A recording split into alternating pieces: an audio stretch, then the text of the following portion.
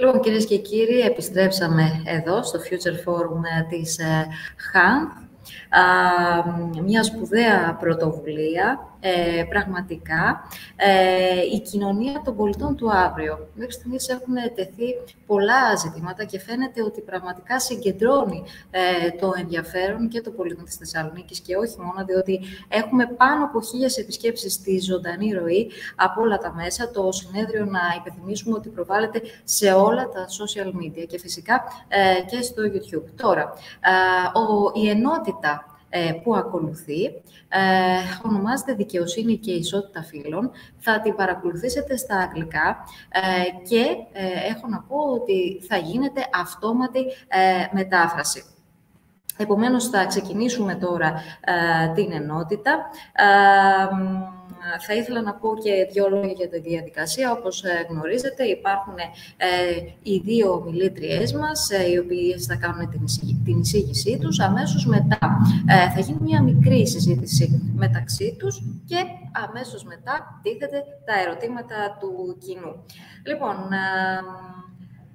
ας ξεκινήσουμε to the main menu. Given the current pace of progress, we're still at least 60 years away from achieving full gender equality.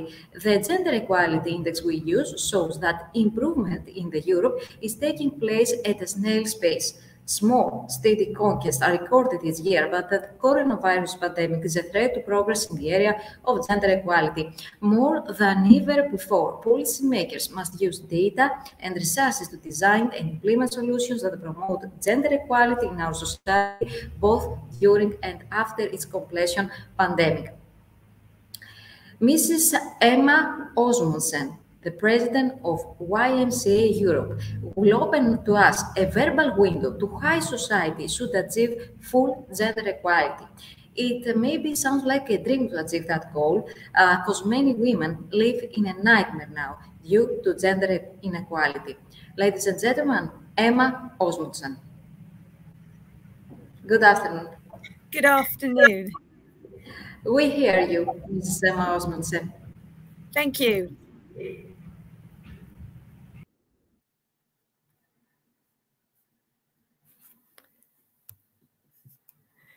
Thank you so much for inviting me to this, your international conference on volunteering, as part of your celebration for your 100th anniversary.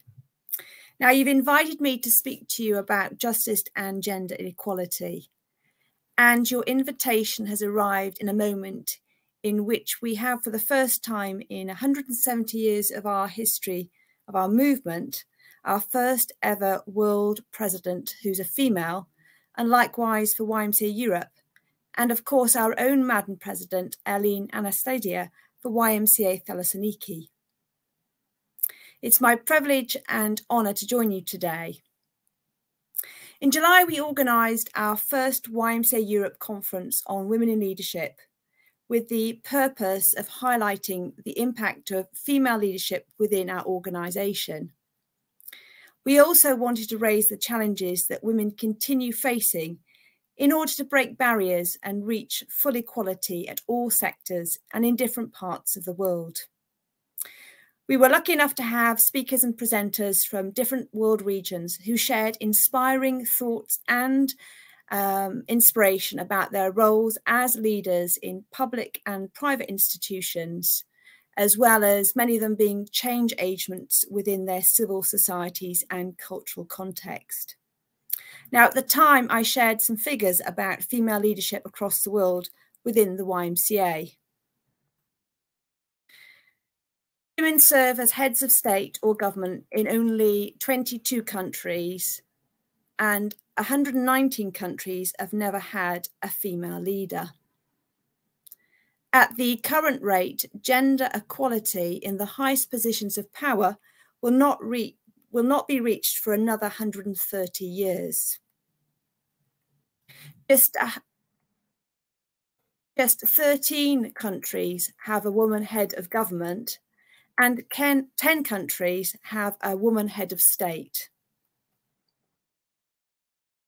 Only 21% of government ministers are women, with only 14 countries having achieved 50% or more women in cabinets.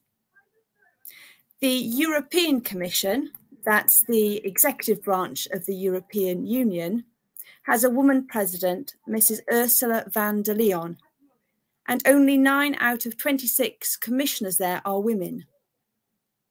40% of the members of the European Parliament are women, and this is the highest percentage in the history of this key European institution. If we look at women in national parliaments, only 25% all national parliamentarians are women, but that's up from 11% in 1995. And only 4 countries have 50% or more women in parliament in single or lower houses. Now, if we look at the statistics within the YMCA, our most recent European YMCA facts and statistics, which was updated in 2019, show that collectively, the YMCA in Europe reaches just over 2 million annual beneficiaries, 55% of whom are female. And out of our 95,500 volunteers, approximately 55% are women, but less than 40% are actually serving in key governance positions at local, national and international levels. Within our 37 national YMCAs, only 9 national secretaries are women. And there seems to be a tendency also around our World YMCA movement. Within YMCA Europe's governance and management structures, our own executive committee has 5 women and 4 men, and our staff team is presently formed of 4 men and 4 women. As YMCA members, we know that our movement is an example of inclusive leadership teams, and in recent years we have benefited from the work and commitment of women in key governance and management roles. However, those figures show us that there is still a long journey to go within our own movement. In terms of my own personal thoughts and reflections, I want to share with you my thinking on the persistent inequality of women, particularly within organisations, and my reflections on what I think we can do to try and address it. Many of you may or may not be familiar with the notion of the glass ceiling. It has, over the last 30 years, been a metaphor to depict the experience of women in the workplace. It is most commonly used to refer to the phenomenon whereby men dominate the upper echelons of management. The word ceiling implies that women encounter an upper limit on how high they can climb on the organisational ladder, whereas glass refers to the relative subtlety and transparency of this barrier, which may not be apparent to the observer. The barrier, denoted as the glass ceiling, can be distinguished from other more formal or even more legitimate obstacles to advancement, such as those based on education or past experience. Over the last 30 years since the glass ceiling phrase was coined, the status of women in the workplace, institutions, governments, charities and the like have continually improved with growing numbers of women obtaining senior positions. However, it is clear that the notion of the glass ceiling is still reflected in the experiences of many women. Indeed, the power of the metaphor has resulted in further metaphors to explain the underrepresentation of women at the top. For example, by means of escalators, where men are accelerated through the organisation ranks, especially in female-dominated professions.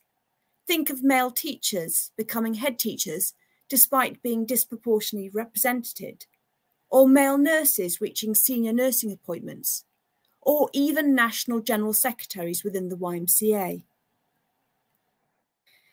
Because of glass walls, women are concentrated in certain sectors, such as human resources or marketing, and these roles often do not necessarily lead to senior positions. We have the glass slipper, which refers to women's reduced aspirations for power.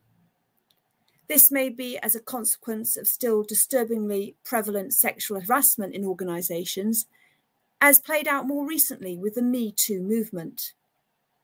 Now, although sexual harassment can also target men, it particularly targets young women who attempt to achieve in traditionally male-dominated domains. That is, women who try and break the glass ceiling and in doing so threaten men's power positions within organisations.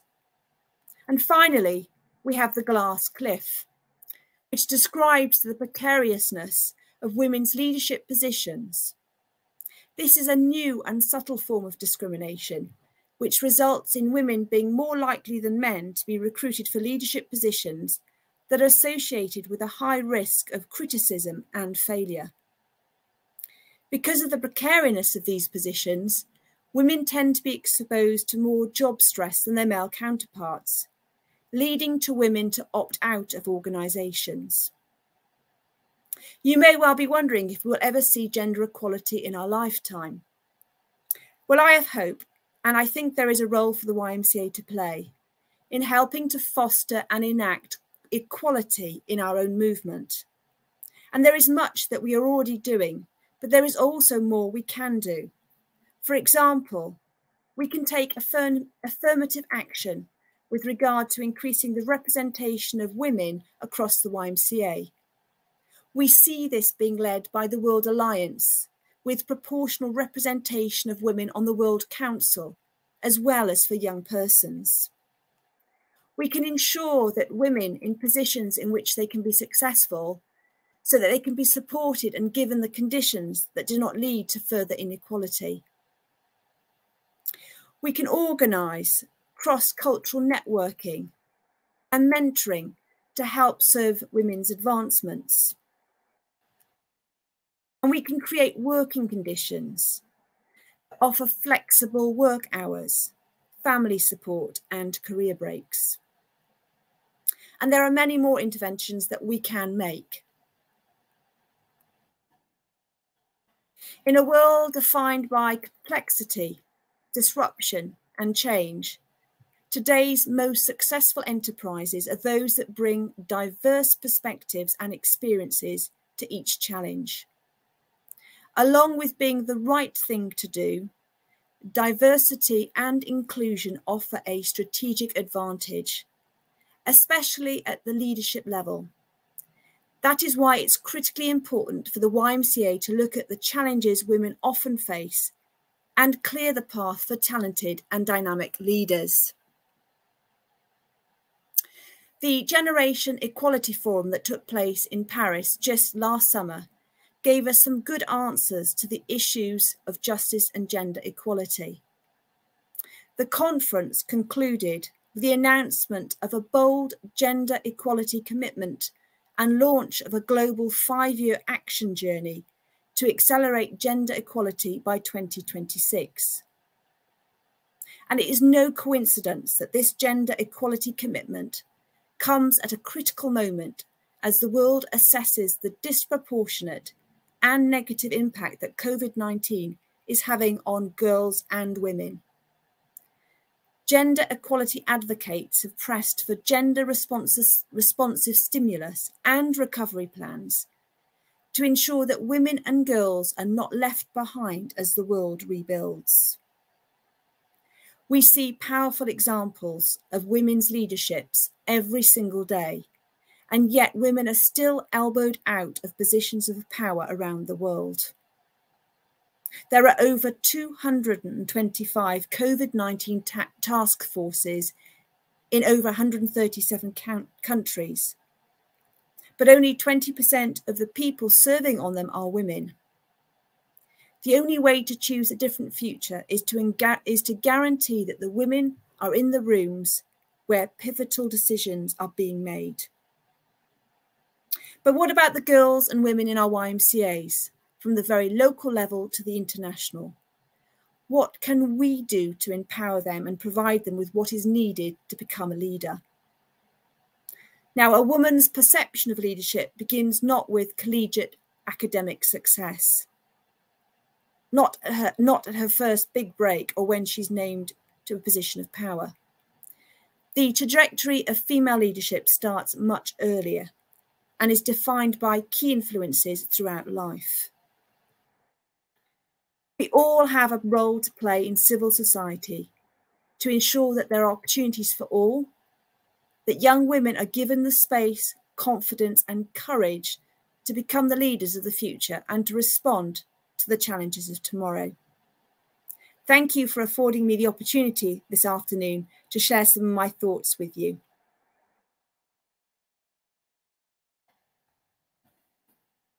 So, thank you very much, Mrs. Emma Osmundsen. Are women happy now, truly?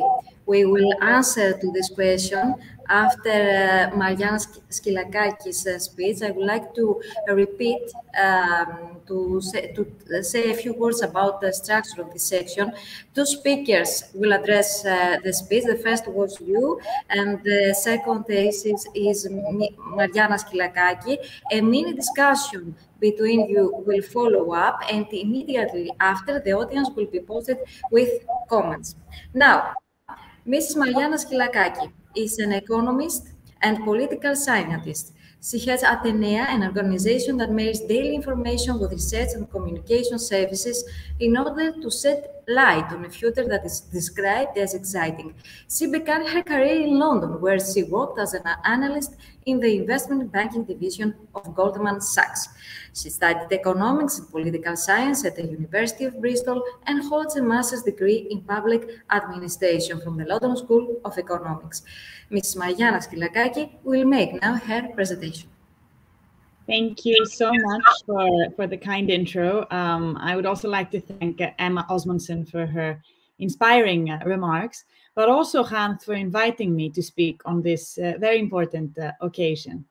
I would like to spend the next few minutes focusing on why having these issues around gender front and center is such an invaluable process, even though it is hardly ever an easy one. I will jump right in so that we can have enough time left afterwards for the discussion portion of our session. We should all be feminists, writes Nigerian author Chimamanda Ngozi Adichie. I agree. Anyone who believes people should enjoy the same rights as everyone else, irrespective of their gender, should take pride in this label.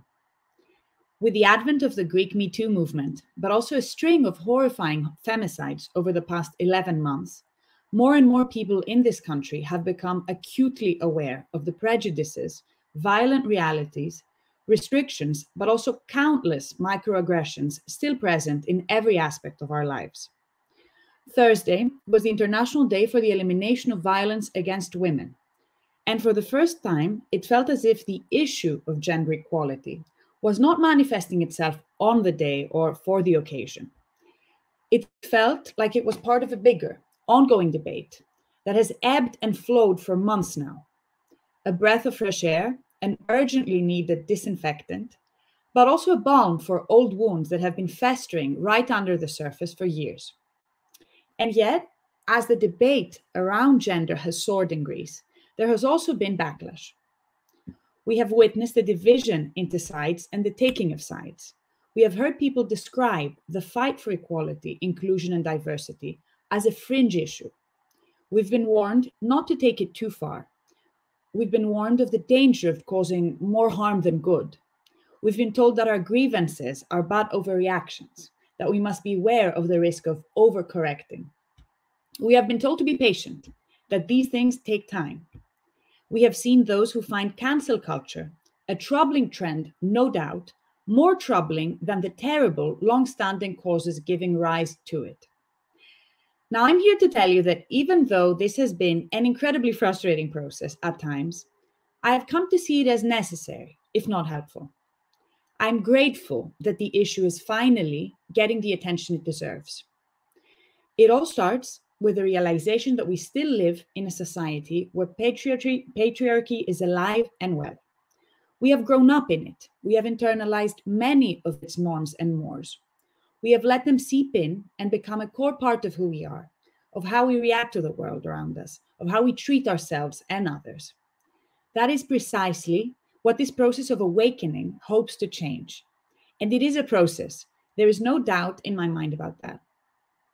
Now, over the past years, working on numerous projects that touch upon justice and gender equality, with a dangerous series, which we worked on alongside female empowerment organizations like Women Act and Women on Top, chief among these, I myself have become more and more aware of the complexity of these issues. I've become more aware of their omnipresence. I've also become painfully aware of my own prejudices and biases, my own internalized misogyny. Can one be a proud feminist constantly working on her own biases in the process? I believe so, yes. I believe it is the only way to truly be a feminist today. Now, awareness is one thing, but changing who you are is a different story altogether. I have 2 young daughters, and this gap between what I know to be true, what I know to be right, what I realize is harmful, and how I actually act, how I actually raise them, what they actually hear and internalize themselves, is quite another. I'll give you an example. We often feel the need to tell little girls that they are pretty, to comment on their looks, to praise their clothes, to admire their braids and their pigtails. There is plenty of behavioral research that shows that, far from being harmless, these comments can have an adverse effect on their self-worth, and that our tendency to choose this type of praise for girls and other types of praise for boys, you're so brave, you're so strong, you're so fast, reinforces gender stereotypes that in turn trap young women in the same cycle that we're desperately trying to break. So in theory, I very well know that telling my daughters that I think they are pretty is not helpful.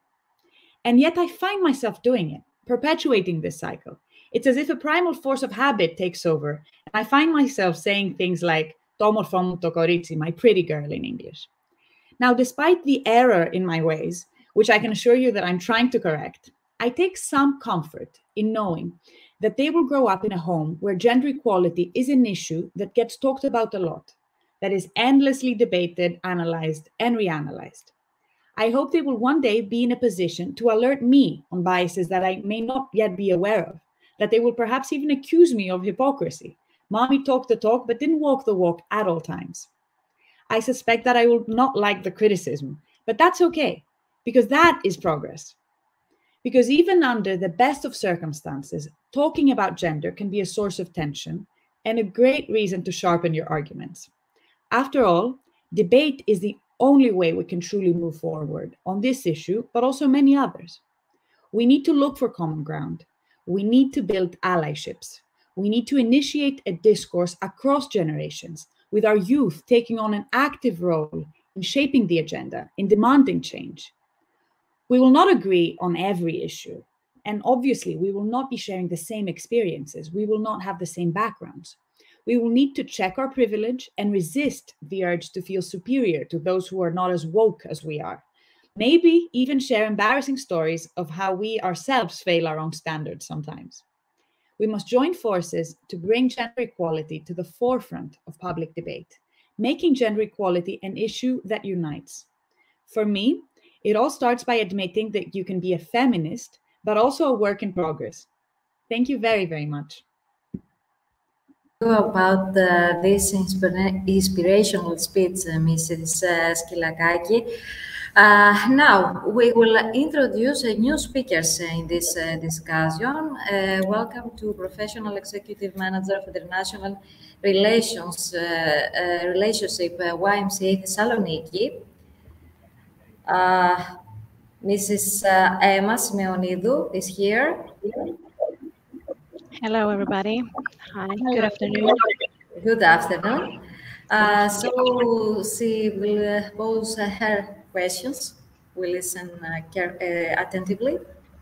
Ms. Yes. Mariana, can you hear me? Yes, absolutely. I can. Maybe we can start a conversation.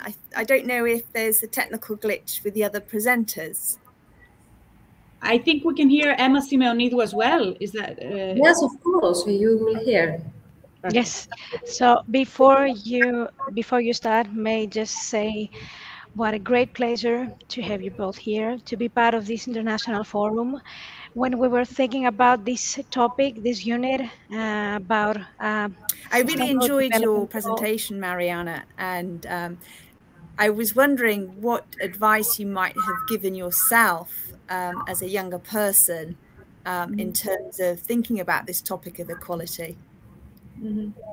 Well, I think if I had to answer that question, I would probably have advised myself to become more aware of these issues when I was younger. Because if I'm being totally honest to both of you, these issues became a lot more prevalent in my life over the past 10 years. I was not as aware of these restrictions, and I feel bad admitting it because you know, you grow up in a society which is quite a lot more equal than the one that my mother grew up in, and you feel like progress is being made, but then you get these experiences as you grow older, which remind you and you know, show that the statistics that you mentioned earlier are a reality, a very hard reality that we have to work on improving. Yeah, I think often our local contexts might be quite different to maybe those at more of a national, even international level. And like you say, often we might not be aware of the level of inequality, perhaps until we sort of grow a bit older, maybe move from our home to college or university. So I think it is something that evolves, and our awareness grows as either we grow older or our experiences widen. Mm-hmm. Mm-hmm. Absolutely. I think we may have trouble hearing Emma Simeonidou, Emma Osmundson. We have two Emmas, so it's a bit confusing, I suppose. Can you hear Emma Simeonidou? No. Emma, No? can you hear me? No, because we gave the speech to Emma Simeonidou firstly, but she doesn't hear us. Can you hear me, Emma? No. I also appreciated, Mariana, you talked about your own prejudices and biases, and I really that really resonated with me, because I think often we sometimes don't realize our own biases and prejudices, and that really made me consider, you know, what could we do perhaps to be more aware of our own sort of prejudices and biases. Is there any advice you could give to help people in terms of being a little bit more self-aware of those sort of issues? So I think, and the reason why I mentioned it in my speech, is because, again, once you start becoming aware of these issues, you feel as if, you know, you've crossed the river. You know, you can see these things now; they're very visible to you. But that doesn't mean, as you said, that you've dealt with your own biases, your own prejudices. These are often under the surface and very, very difficult to truly get rid of. So I think it all starts by realizing that we're not so different. You know, everyone likes to feel like they've made more progress than perhaps they have.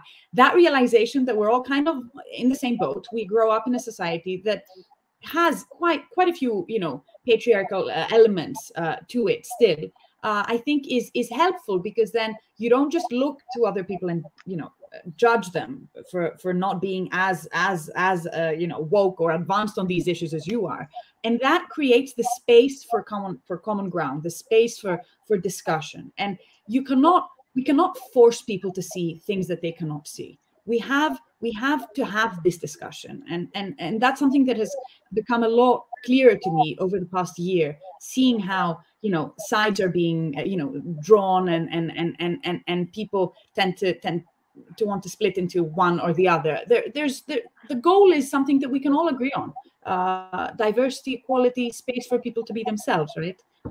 And I wonder, Emma, if you have any advice on this topic as well, on how we can become more aware of these biases. I think sometimes there is something about giving young people and everybody really the space and the confidence to speak up.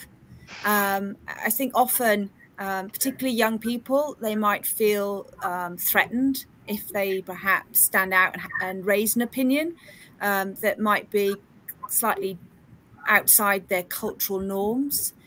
So I think there is something about creating space for people to be able to have that open dialogue.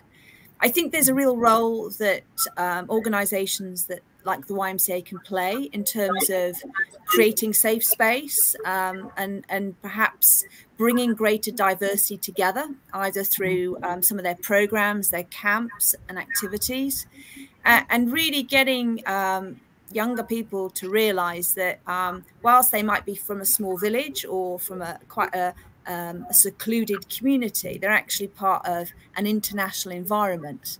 And so I think we've got a real role to play to help them to break down any barriers that they may or may not know that exists between them. Mm-hmm.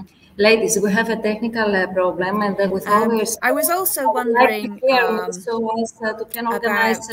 from your own experiences of any other measures or practices that you've been aware of, where there's been some kind of positive interventions to look at ways in which to break down inequalities.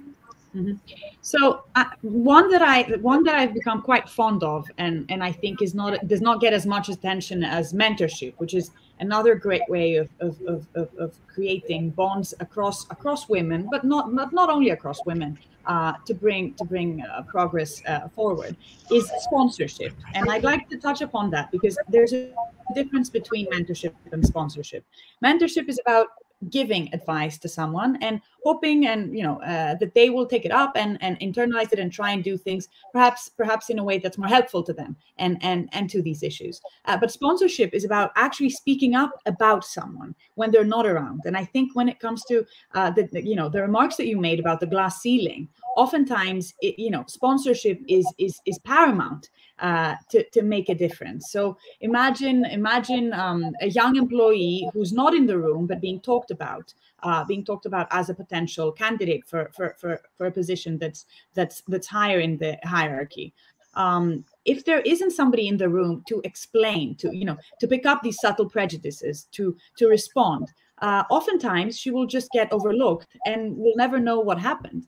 And I think that's where people can, women, but not exclusively women, men can be allies in this process as well, can really make a difference, and can help get great candidates across over and over the hurdles that are often invisible and that you described in your speech.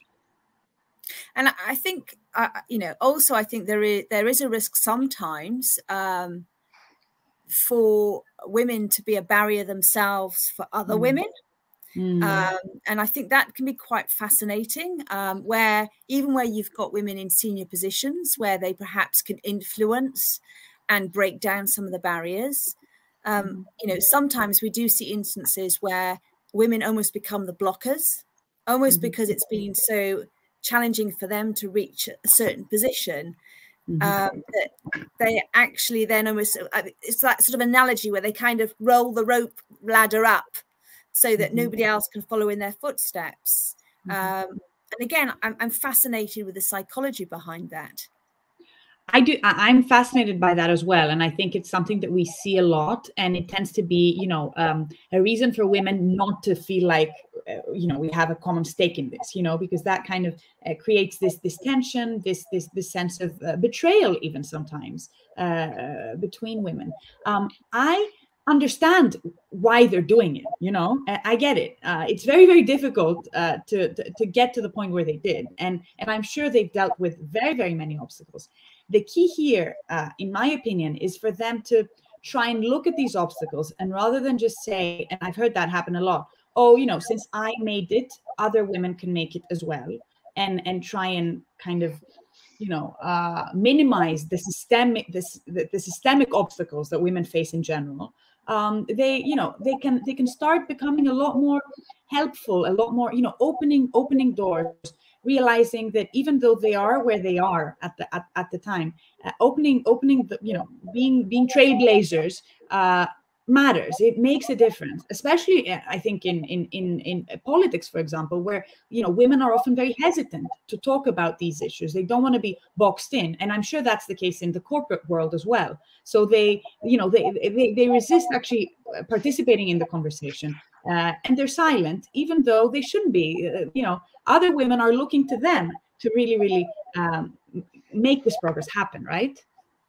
Absolutely, and also from my own experience, I mean, my professional background is within property development, which is very male dominated. And I've always kind of disregarded my gender. I've always considered myself part of a wider team and almost kind of a work unit. And I'm always surprised, even, you know, even in modern day times, how many people will call out that you're a woman, in so much as they notice it more than I will notice it. For me, being a minority in the environment in which I work is very familiar. And therefore, I almost disregard my gender. And I think maybe more young people these days, where we're seeing much more gender fluidity, it'll be interesting to see how the whole kind of arguments and issues around equality play out. I don't know if you've got any thoughts on that. So I think in general, this idea that you know, the youth has a very important role to play here, right? Because they have they're a lot more sensitive to these issues, a lot more mature, in my opinion, on some of these fronts. And in that sense, I think that we should hear them more, that we should give them more space to show us the way.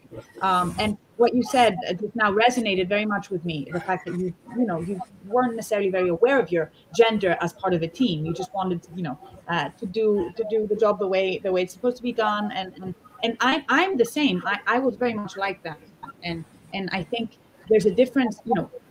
The goal here is for gender not to matter, for people's personalities, skills, everything that they are to matter in a positive way, rather than gender acting as some sort of like a restriction.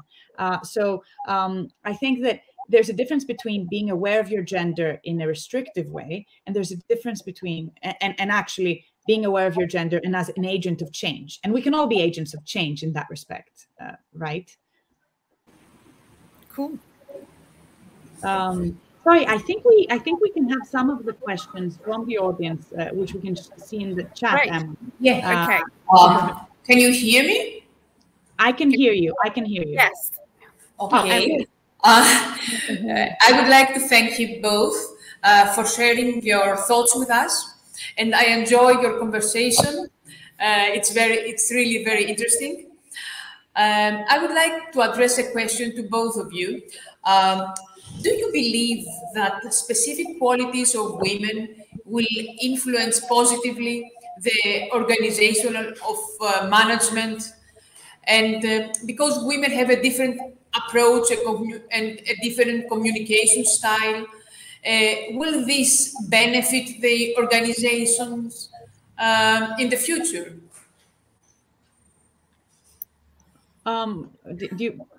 If you want, Emma, I have quite strong thoughts about that. So I can.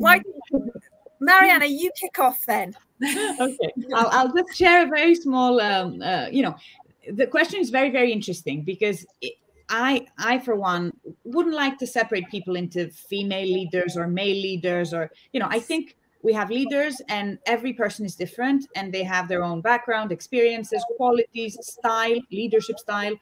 So I'm a bit hesitant to kind of assign a leadership style to a specific gender. I think it might be a bit of a double-edged sword, especially because, we tend to associate feminine traits with, empathy, a better way of listening, being more inclusive in a team. These are definitely great things, but I honestly don't think they should be gender specific. If anything, we women have had to evolve in this way to survive in a male-dominated environment. But I don't think we should think of a leadership style as being either feminine or male, because it's also very dynamic, right? So those are my 2 cents. Yeah, I think that's really interesting, Mariana, because I very much share that view. I think what we're seeing is that leadership is becoming a lot more distributed. So we're seeing successful organizations are less hierarchical. They're empowering leadership right through their organizations. And I think those people that naturally become the leaders are those that attract the followers. And they tend to be individuals that have got qualities that we're attracted to, and they are not necessarily male or female. You know, we all are attracted to people that might be similar to ourselves, or might be caring, might be nurturing, might be supportive. So I think we're going through a new phase of leadership, and I think leadership is evolving and becoming a lot more distributed and available for everybody. Mrs. Skilakaki, if you hear me, we have a technical problem. Miss Emma Osmondson doesn't hear me at all, so I will I think we've got a message on the maybe chat you room. can intervene to tell her what I say now. Please. Absolutely. I can see one question that Emma Simeonidou would like to pose to you. Can we check if Emma can hear me? Can you hear me, Emma? Okay, yes, you can hear me. Okay, good. We're all together now. Emma, can you hear me? No, she doesn't hear me. No, okay. But she hears me, so that's one. Oh, that's all. So I think the question you're posing is there one thing that we can do to make a positive impact on gender equality in our organisation, and how can youth be part of it? Well, I think, you know, Mariana and myself, you know, today and during our conversation have kind of given some sort of insight in terms of what we can do. I think a lot of it is about giving people space, giving people the opportunity to discuss and have a voice. I think in terms of young people, again, you know, I think it's all about equality. So it's allowing people the opportunity in all aspects of the organisation at all levels, be it board level, being at activity level, or even at the local level, having equal representation or equal opportunity for people to have a forum to speak, really. Emma Simeonidou, you can pose your question. Thank you, Emma. Thank you, Emma, for answering. And before, I wanted just to remark what a great pleasure it is to have you here, to be one of the speakers. We couldn't think of anyone more suited for this unit about Sustainable Development Goal number 5 about gender equality. So it's a pleasure and an honor having you here. I think that we are facing some technical issues, but we're working on it, and we're so sorry if this makes it more difficult. But I think that myself or Mrs. Madam President of YMCA Thessaloniki, Ms. Athanasiadou, we have some more questions that we would like to address, and we would like your points of views. So, Mrs. Madam President, if you want to address one more question, or I can take the lead on that. I am the Madam, because we have two Madam Presidents present at the moment. That doesn't happen very often. If you're asking me, I would have one more question. Actually, I rephrase my previous question. Is the appointment of women in managerial roles help to make equality a reality in today's world?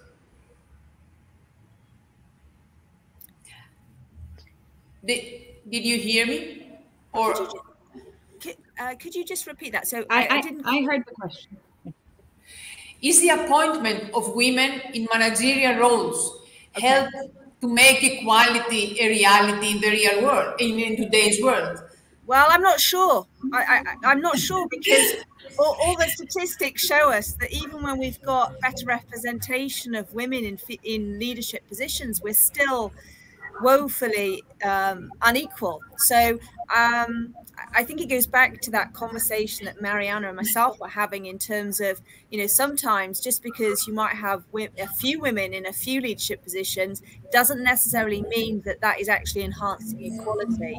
I think it helps, because I think it at least provides role models, but I don't think it is the only solution. That's so true.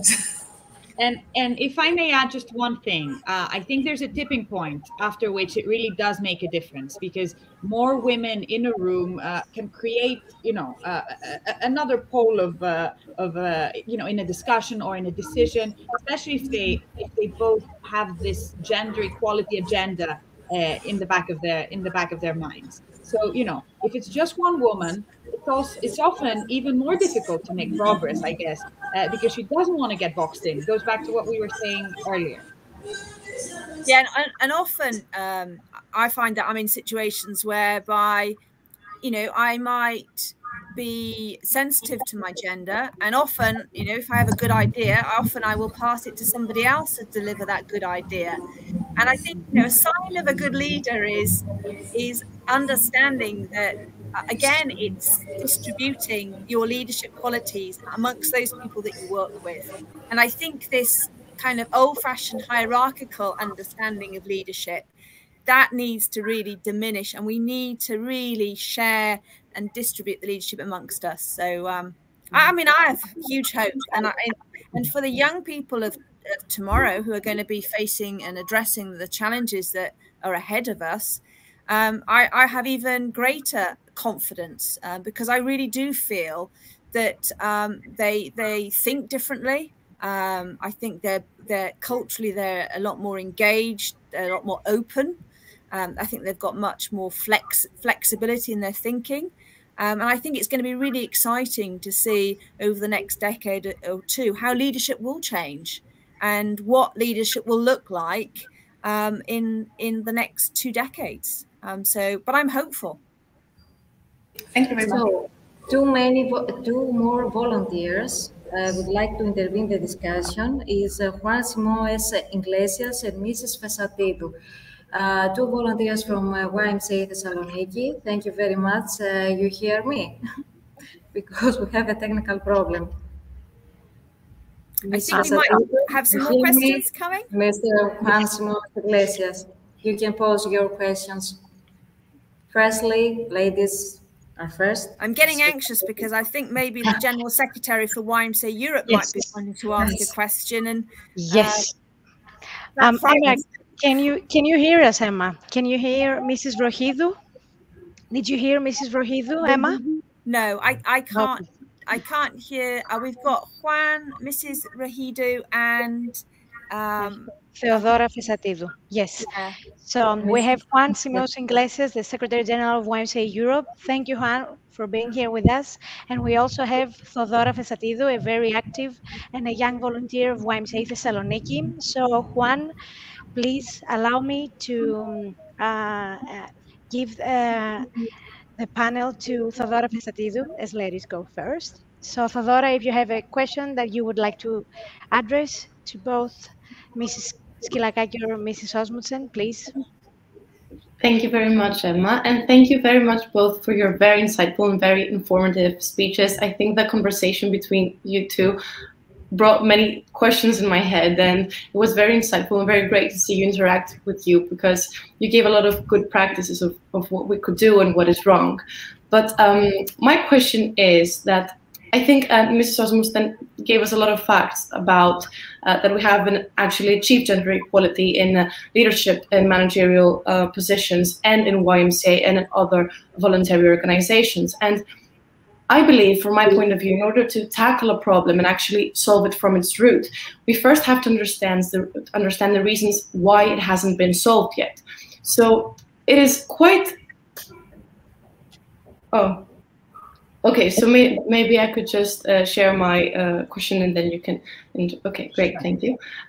So actually, my question is that I don't quite understand why these things haven't happened yet. Like, we know what we can do and we know what is good to be done, and we know that we have to create a safe space in a safe workplace, and we know that, and we actually, I believe that in the last few years we have empowered women a lot, and women empower themselves.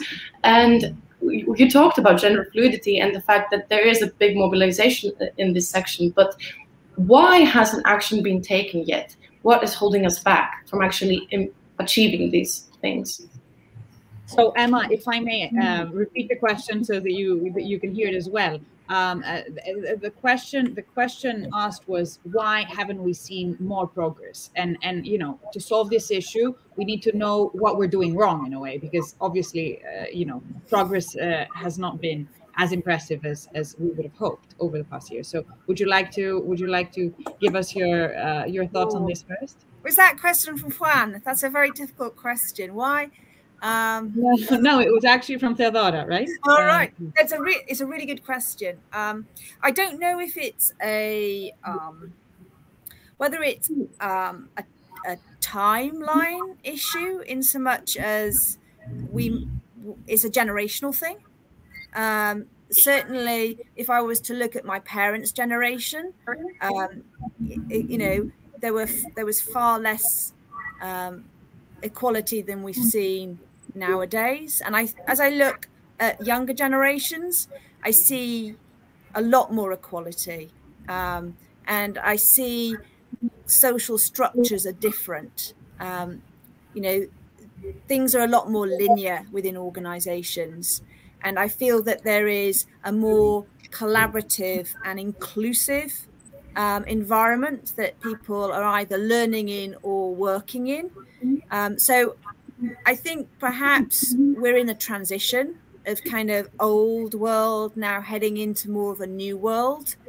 And that is not just in terms of leadership, but in terms of our culture. We're also seeing lifestyles, interests, sports that are a lot more equal than they used to be. So I guess I would focus less on, well, what haven't we done or what we failed on in the past that we should make good now. I think young people are already they're leading the way. And when we see, for example, the whole kind of climate change environment agenda, you know, if you look at who are really leading that movement, it's young people. And I think that gives me a lot of hope. So I think, you know, we can't change what's happened in the past. I think we've learned a lot from the past. I think we've just got to let young people become the leaders. And I think us oldies need to give them the space and the opportunity to lead. I agree 100%. And I think that some of these things that we weren't doing, the youth isn't doing right now. And it's no accident, it's no mistake that we've seen these issues become so much more prominent in public discourse over the past years. I think social media, despite the fact that, you know, there are drawbacks and you know, to their use, are also helping drive this discussion forward.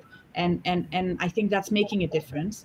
But if I had to sort of put an asterisk on all this, I think, and that was something I tried to allude to in my remarks as well, it's that we should resist the temptation of just, you know, dividing ourselves into sides, those who want progress on this issue and those who don't. I think most people you would speak to would agree that we want progress on this issue. So let's make it a bit more practical. Let's talk about the specific things that we can do, and also keep in mind that it's a very, very complex issue. You cannot do just one thing. You really have to attack it on all sides from a social perspective. Okay, let's give the speech to Juan Simones Iglesias, if he hears us, so he can pose his questions. We hear you. Thank you. Thank you very much. Can you hear me? Is it yes? Fine. Thank you. Emma, well, can you hear Mr. Juan Simones Iglesias? No. Would you like to? Let's do the same thing that we did last time. I guess I'll try and repeat the question. Thank you. Thank you so much. Well, the first thing is so inspiring to listen to you and your conversation and your answers. You know, I'm privileged to have not only a female president, but also all our officers at YMCA Europe Governance are women. Our vice president, our treasurer, and our recording secretary are also women. And, you know, my question would be probably for Madam President of the Thessaloniki YMCA. And just the following: of course, we are aware that there are advances in gender equality and justice, And governments are playing a key role in leading those changes, but obviously not enough.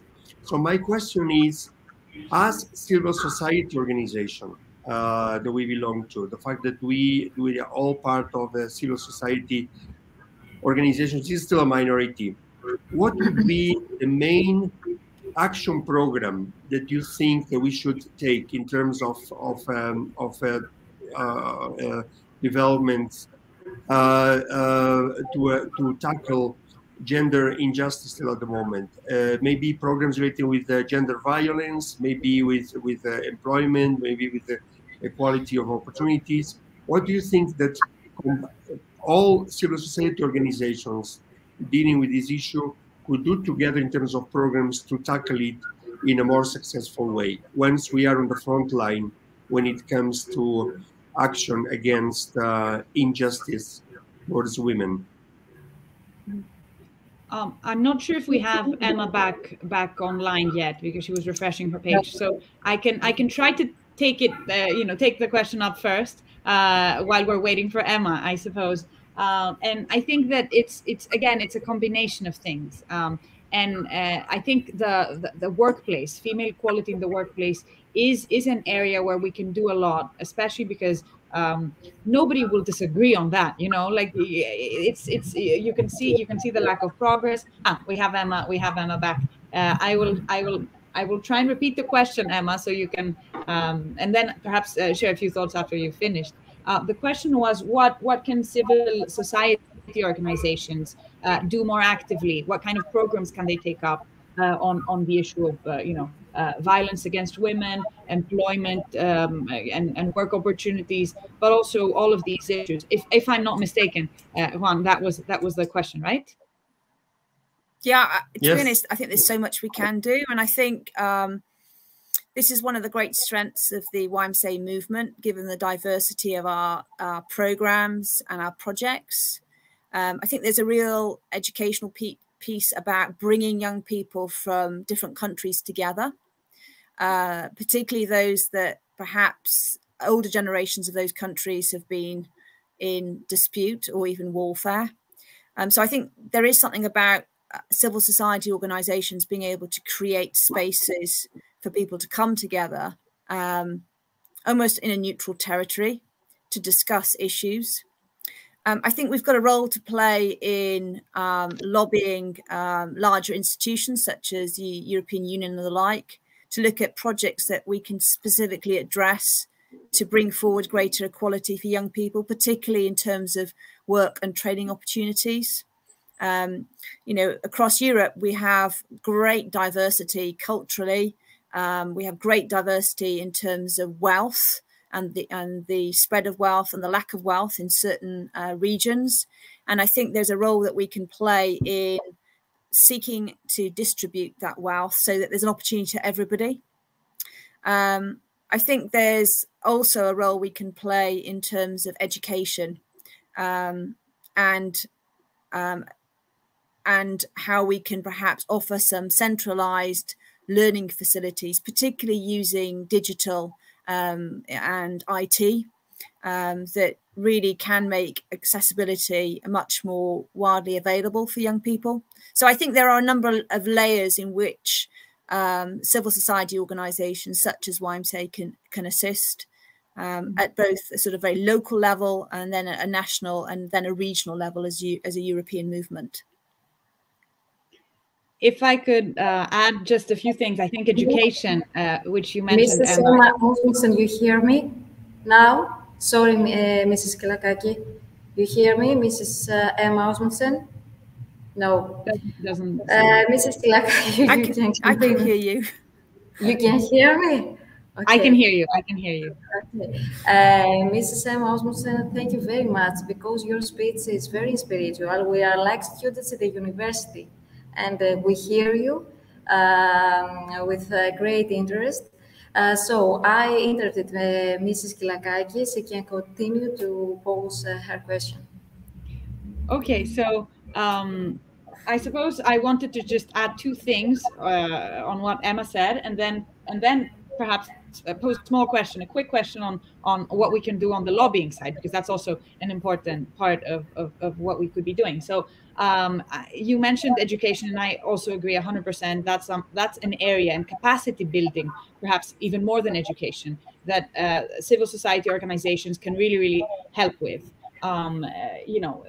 When it comes to negotiating skills, when it comes to IT skills, when it comes to financial resilience skills. These are all things that skill sets that women need if we want to see progress on these issues. And then I wanted to pose a question to you, Emma, on the issues that you believe are more, where they can, organizations like the YMCA can really put pressure on public policy to change on issues, let's say, that have to do with the workplace, and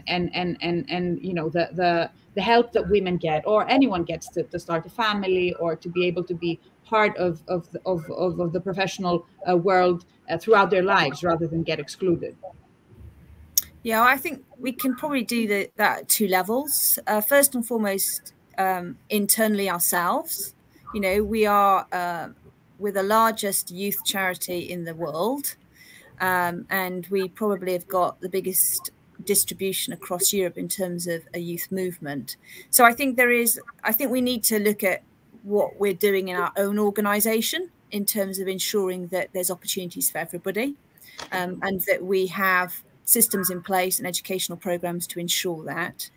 I think we've got a real role to utilize our size and influence at local and European government level, so that we can continually raise the voice and needs of this particular topic, particularly from a young person's perspective. And I think, we've also got a role to play to lobby for specific funding for programs that will specifically seek to address some of the inequality issues that are not really being dealt with in a timely manner. So I think we can operate on a number of levels, but I think we need to start at home. Like you said in your opening presentation, you talked about, I've got to, walk the talk. And I think as an organization, and one of the reasons that we wanted to create a sort of leadership conference was to just open up and say, look, for a lot of people, inequality in your own mind might not exist. What we need to do is kind of open the lid and get people talking about this, thinking about it, and realizing, the level of inequality that there is, and the level of kind of bias and prejudice that we all have, and the role that we can all play, starting with ourselves, really. Okay, absolutely. Ladies, Mrs. Kilakaki, I interrupted you once more. You can continue, but we don't have many time, okay? No, I understand. Do we have time for another question from our audience, or not? Okay, who wants to pose the question? Simones Iglesias, Theodora Fasadidu, or Emma Simeonidou? Who wants to pose the question? Emma Simeonidou? We cannot hear you. We cannot hear you. Oh, I can hear it. I can hear everybody now. Now I can hear you. Okay. Can you hear me? I can, Emma. Okay. So before maybe we end this discussion and this powerful discussion, I would like to pose a very easy one, but it's a good thing to share best practices as well on this panel.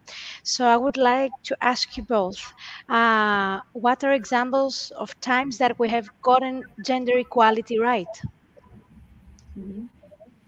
Okay, that's a very good question. I'm trying to think. Well, I'll kick off. Well, I think that YMCA Europe as an umbrella organization, I think that really does talk the talk as well as walk the talk, in so much as the members have elected a female president, and I think that's really important in terms of giving people hope and a role model. places a lot of responsibility on my shoulders, but I think that's really important. I think it's really encouraging that we've got a gender balance in our executive committee. I think that's fantastic. And we have over 50% of our executive who are under the age of 30. So these are really young people that are leading the vision for YMCA across Europe. And that's fantastic. And we see the same within our staff team. So I think as an umbrella organisation, we're starting in a really strong starting place. So I find that really, really encouraging. Okay. And I also thought of something that is quite recent and many of us living in Greece saw over the past few days, and was an example of how I think we can really, really make progress in different ways. There was this short film by a Greek company, which tried to showcase and highlight the very, very prevalent issue of violence against women and domestic violence, and you know, we've had a string of terrible deaths over the past murders over the past few months, femicides, and it was a great example of how you can try and showcase an issue in a very, very thoughtful, very, very insightful way.